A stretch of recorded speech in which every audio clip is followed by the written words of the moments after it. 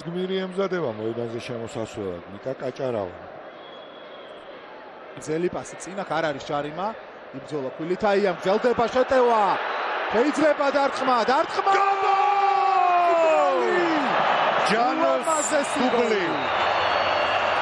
ჯანო ანანიძის წინვალე გასროლა და 4-0-ს ვამარცხებთ ლატვიას.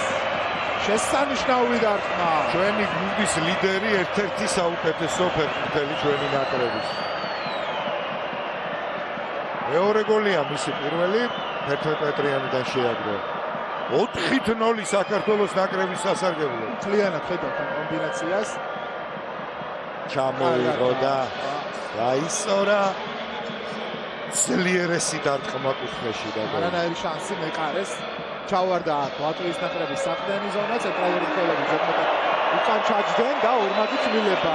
სასიამოვნოა რომ კიდევ ერთი ახალგაზრდა ფეხბურთელი ჯემალ ტაფიძე ითამაშებს ნაკრების შემადგენლობაში.